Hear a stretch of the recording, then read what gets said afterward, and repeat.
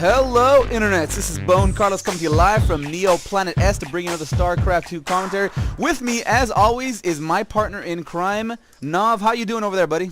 Fantastic. Awesome. Today the players are going to be ColdScars, spawning as the Blue Terran. His opponent is going to be Red Protoss, also known as Mysticfiend, and a good old PvT. How do you like in that, Nav? Well, like Bones in here, we're looking at PvT. Very high level play here. Our good buddy down here, ColdScars, is actually a Grand Master Terran. So he is the standing at the close to the top of the mountain, or as much as any of us mortals can. And then we have here Mysticfiend here, our Masters Protoss player. And if you notice here, these guys are both in the same clan, SCA. Yeah, so both of these guys in the same clan, and this is a ladder edition version of it, so it's not like it's a practice match or anything overall. And they're having a nice little chat in the chat as well. So this could be a very interesting PvT since they are teammates. They know each other's strategy, so they're either going to have a really close, tight-knit, just great game, or they might just go into cheeky shenanigans and go some sort of Tempest rush into some other crazy stuff. But it looks like it's going to be very standard. We see ColdScar is already getting his refinery, and Barracks is underway, not harassing that SCV. It's something I like to do actually, is to harass that SCV. How annoying is that, Nav, when a Protoss player just harasses that SCV? It all depends on the map, really, because honestly, depending on the map, the ramp where the SV could be building, say the barracks, could be fairly far away from the mineral patch, so it's much harder to pull an SCV than certain maps at all. It all just really depends. Okay, so there you go. So good and bad, all that fancy stuff. Look, on Mysticfiend's end of the play, his gateway's already finishing up. Nice little place on this gateway, so he's putting it snug right up against that Vespin Geyser. Usually do this up against a Zerg opponent, so those Zerglings can't run by, pretty much wall it off. But it's a little bit of a interesting thing to do up against Terran since they do have that marine range. I mean, all their tier 1 units are ranged. But I mean, all their units are ranged, isn't that right? Yeah, pretty much. I mean, even the Hellbat doesn't technically go up and hit you; they burn you. Nah, that is true. There you go. Mule coming down immediately. So, Masters, Grandmasters, what do you expect out of these guys? And 11. Was that an 11-11 Reaper expand? It looks like that was, since that refinery was just a little bit earlier for a regular one barracks expand, and he goes one Reaper into straight reactor. So. Harassment gonna go ahead and be followed up by some maybe heavy Marines or even more Reapers, but it looks like ColdScars is already chrono boosting out his Stalker, so I don't expect this Reaper to do that much damage. My prediction is this is gonna turn into an expansion, but I may be eating my words here because he's got that reactor barracks rallied down to our Protoss player, in fact just above his ledge here. So yes, I think we may be seeing some mass Reapers here. What I thought he was gonna do is never mind again. He just changed the rally on me, making me eat my words. So it was originally what I thought. He's going to pump double Marines into an expansion, probably throw in some more barracks and add tech later as he gets towards Vax.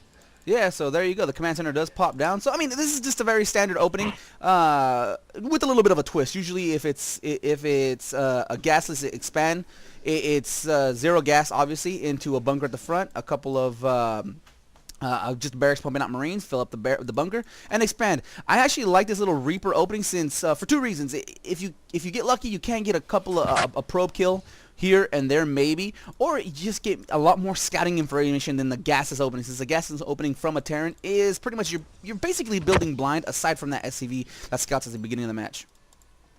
Yeah, very true, and especially the way the current metagame is based on my experiences, that Reaper and its additional scouting ability based on its speed, its extra HP, its regen, all of those things make it a great scout, and you can really see things that the Protoss player is not going to want you to see. Mm-hmm.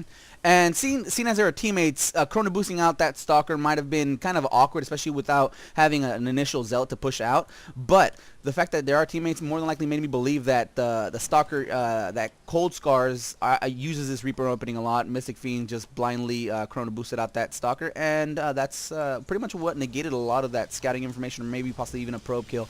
We're able to see a one gate, one robotics facility expansion out of Mysticfiend. He's already double pumping out those observers. Already had 2 queued up, which I mean, I don't necessarily disagree with, but I don't agree with either. I mean, the scouting from Mysticfiend has just been that initial initial probe that was lost early on, and after that he just is pretty much building blind. He doesn't really know what's going on his opponent's side of the base, but then again, they are teammates, so more than likely he's very comfortable with what he's doing, knows what's going on, and yeah, chalk that up to just experience out of both of these players.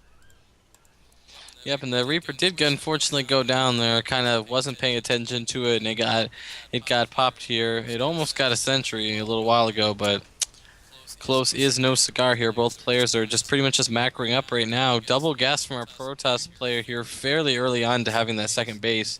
So I'm really expecting either him to tech to something fast or maybe even some kind of two-base timing play here, because our Terran player is still not throwing down any gas at his expansion. Yeah, normally I would say, I mean, with that double gas, I mean, he has a single observer here in the back. I mean, I guess both of he built 2 observers, one in his main base for any sort of widow mine, which is also blindly built. Great, since his opponent is building those widow mines. I know a couple of them were built beforehand, and they are being pushed out with a couple of Marines. Here is a medevac drop with a double widow mine for Marines, and Mysticfiend is just ready for him. He knows what ColdScar is all about. Looks like ColdScar just spies by the expansion, goes straight into the main. The medevac will go down, but everything is unloaded. A single widow mine nabs the mothership core, but survives, and then gets taken down by the Marines. Where is that observer? There it comes. Takes care of that drop. The drop is done. Yeah, very, very true. Very true. Yep, that drop did get claimed quite nicely. That can be an effective drop if it isn't seen right away, but Mysticfiend completely is reading his teammates' moves like a child's storybook right now. Yeah, I mean, looking at the units lost, tab, 1 unit lost 200 resources. That was the only mothership core that has been downed by ColdScars as of yet. And 8 units lost by ColdScar, 700 resources. Here comes another drop. I mean, here comes a Hellbat drop. And like we were saying, I mean, this is more than likely has to do with the fact that both of these guys are teammates. They know what they're doing. Mysticfiend knows exactly what ColdScar is doing, defending against drops. If these guys weren't teammates, I would expect these drops to do a lot more damage. Yeah, very, very much so, because if you're going for heavy drop play against Protoss, you're gonna need it to do damage in order to kind of stay in this game a little bit. I mean, both players macroing it pretty evenly right now, but our Protoss player is going to get scary ahead if he can establish this third base. Yeah, I mean, he's building the third base. It looks like ColdScars is just beginning the third of his own, and this is just the nature of Protoss versus Terran. The Protoss late game with this Colossus tech, which is already on the field with the High Templar, pretty much almost trumps anything that Terran can do late game. I mean, you have Ghosts, you have Vikings, of course, but once the Protoss player has that death ball of 4 to 5, maybe even 6 Colossi with High Templar backup and some, meaty gateway units, it's very hard for a Terran player to stop. And we already see Mysticfiend just, sprinkling pylons here and there just in case he wants to do some sort of counterattack. This observer still at the front, just at the edge of that missile turret detection range. And yeah, that probe is still sprinkling these pylons around, and here comes that medevac for that second attempt at that drop, at the natural. Yeah, well, I really like to see him get some damage done with these drops, I should say, just before the Protoss really gets going. And this map is actually not really a good map for Protoss. This is a map that, statistically speaking, based on my research, is not a map where Protoss has the highest win percentage.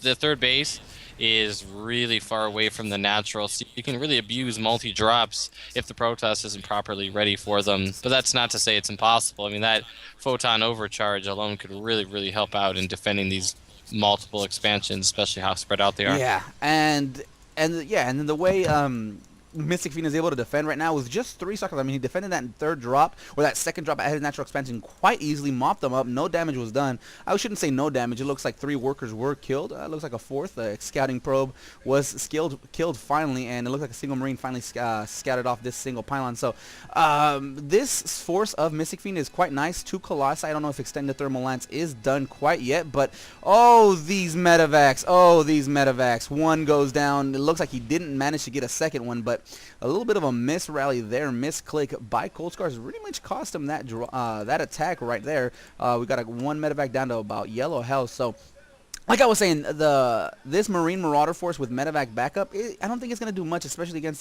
these small Zealot and Stalker army that ColdScars has, especially with those three Colossi as backup. Yeah, very true. He just, that single Marine, these two Marines down here at the bottom right of the map finally cleaned out that pylon. So now the Protoss player has no pylons on our Terran side of the map. So there's going to be no Zealot warp-ins, no DT warp-ins.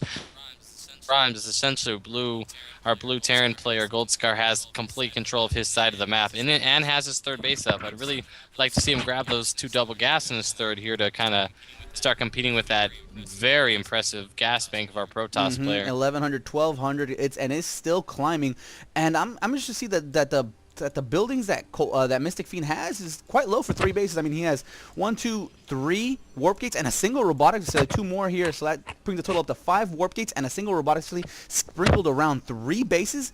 Very nice. He's just very lean on his build, especially on 3 bases, and I expect that to be cranked out immediately, and he knows this. He's putting on 2 more gateways. I'd actually like to see him put down another robotics facility just to start double pumping out those Colossi. But with High Templar on the field, I think might be a 2 gas extensive, even though he has 2, 4, 6 gases up and running.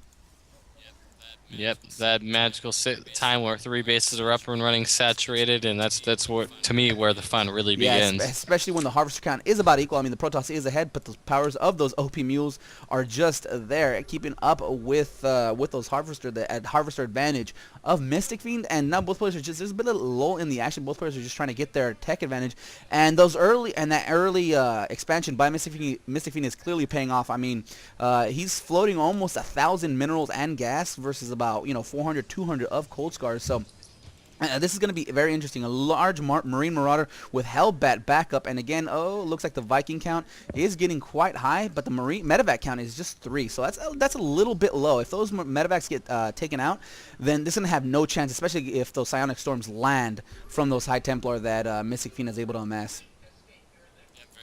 Yeah, very true. I'd really like to see him add at least 2 more waves of medvacs in there to really help this army. He's got a slight, I speak too soon. That upgrade advantage went away. They're both 2-1. Yeah, I mean, they've been pumping on. Oh, and look at those Psionic Storms perfectly. ColdScar doesn't even decide to pull back.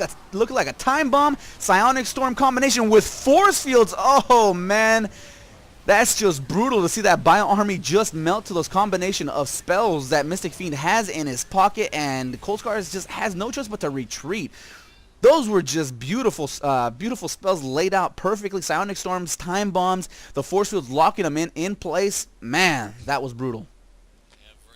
Yeah, it definitely was. I really would have liked to see him swing this last medvac heading back home with the Hellbat and the 2 Marauders in it back around and kind of try to make something happen with it in this mineral line. At the very least, to drop those units off and head the medvac back and maybe take out some probes. Yeah, I mean, take out probes is a secondary objective, in my opinion, doing that. The first one would be keep the Mysticfiend's army back at home, because after a loss like that, you want to stop your opponent from counterattacking as soon as possible, and doing that is doing a drop is generally a great play. But now we see without that, Mysticfiend just decides to push forward with this army, and this orbital command might go down, it might not. The stalker count is a little bit low, so no anti-air there. But once those Colossi get into the fray, it might take out this nice Psionic Storm on those Vikings. Great shot, takes out a couple, and the Marine Marauder count force just pushes away the Protoss army. They actually might get both of these Colossi before it does not. Oh, it managed to get away. 40 HP. Stalkers give chase to that lone Viking. Will it go down? I think it's safe to say it's going to survive. Yeah, especially now that the ground and air share upgrades. Well, I guess it doesn't matter in this situation since he has, well, the Hellbats. I guess he has somewhat of a mech ground army, but you're definitely right about that counterattack.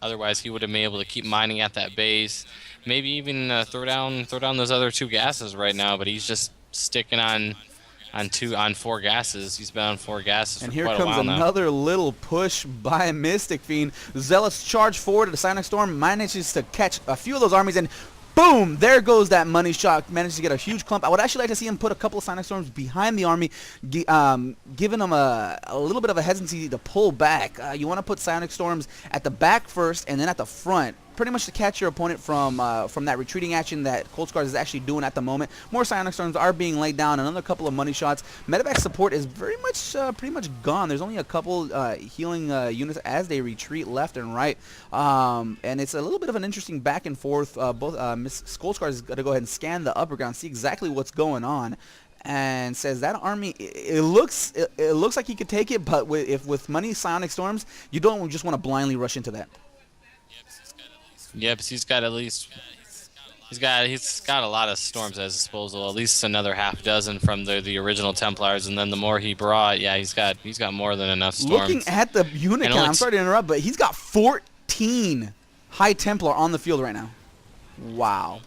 That's all good. That is a lot. And against three medvacs? Yeah. Yeah, here finally come the Colossi. A lot of these High Templar are being morphed into Archons. I mean, why not? When you have, a little over a dozen High Templar, why not? We see a small little forces peeling off. Not sure exactly what he's doing. Maybe a counterattack. Maybe he's going to just try to sandwich this Terran force between this little ledge over here, and here it comes. Zealots are charging forward. Finally, the units are into position. Looks like the Zealots are going to charge forward, and then here come the sandwich storms hitting practically everything.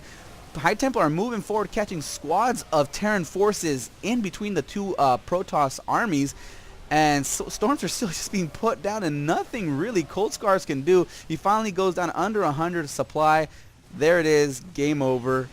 Interesting play by both players, but it just looks like ColdScars was just outclassed the entire way, mostly because I feel that Mysticfiend knew exactly what he was going to do from the first second of this match.